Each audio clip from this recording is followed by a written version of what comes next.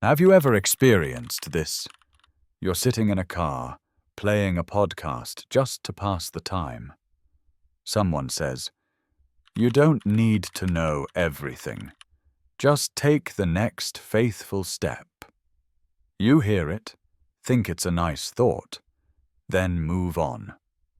That night, you're scrolling through YouTube before bed, and a completely different video says the exact same thing. The next morning, you pick up the book you've been reading, and there it is again. Later, over coffee with your closest friend, they casually drop the exact same sentence, word for word. You pause, you frown, and you wonder, that's strange. But what if it wasn't strange at all? What if it was a whisper from God? I remember a season in my life. Maybe you've had one too. When I was wrestling with a major decision. It wasn't black or white, not clearly right or wrong. It was a gray space, where logic failed and peace was nowhere to be found. Almost every night I prayed, "Lord, please give me a sin."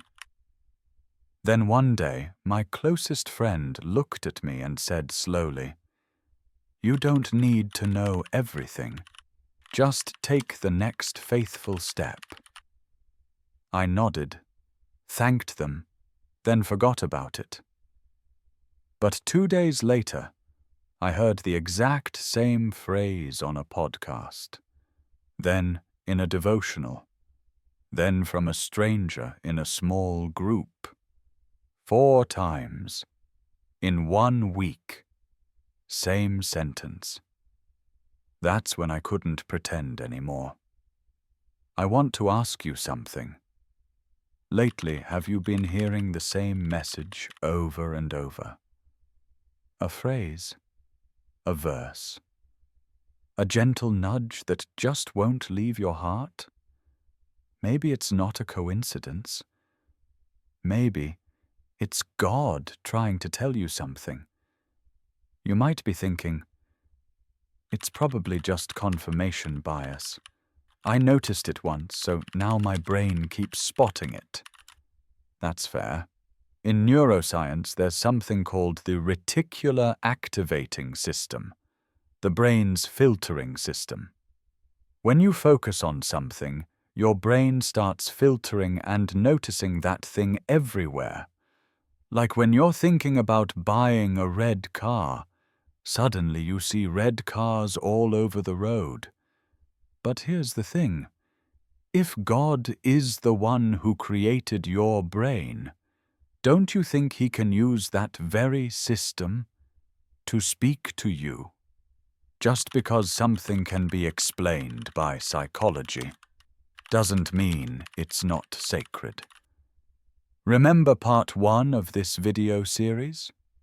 We talked about waking up at 3 a.m. for no clear reason.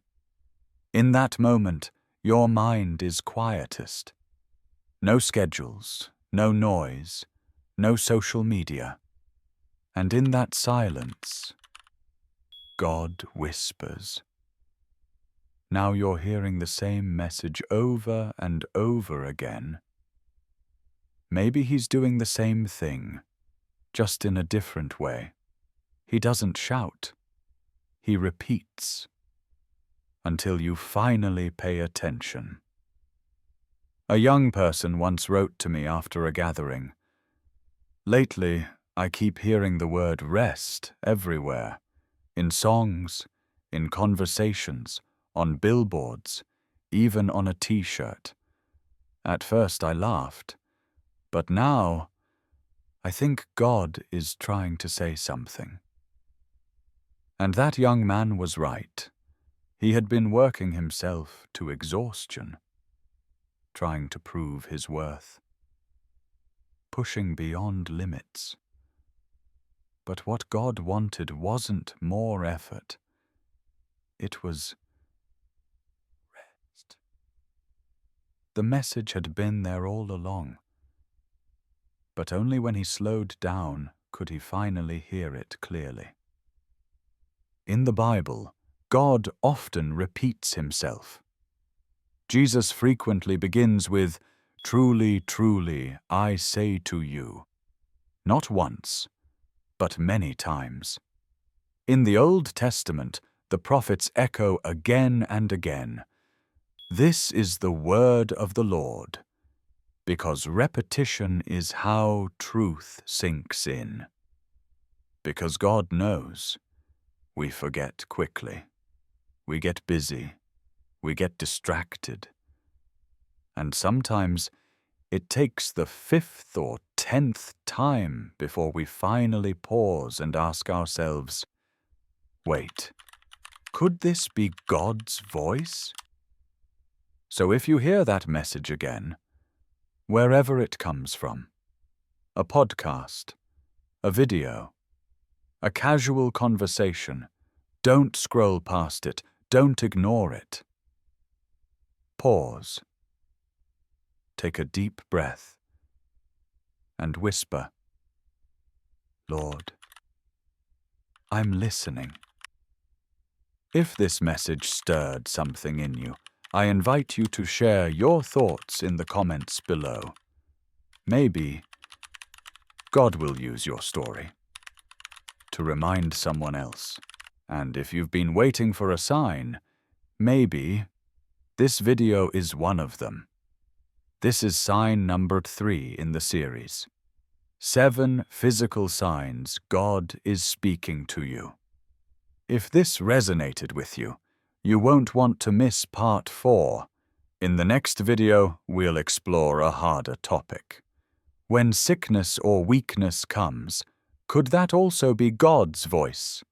We'll dive into that with honesty, gentleness, and hope. And if today, the message you keep hearing is the very thing you've been afraid to face, maybe it's time to stop running and say to him, "Lord, I've heard you." May God bless you in every step you take, even when you don't yet see the road. See you in the next video.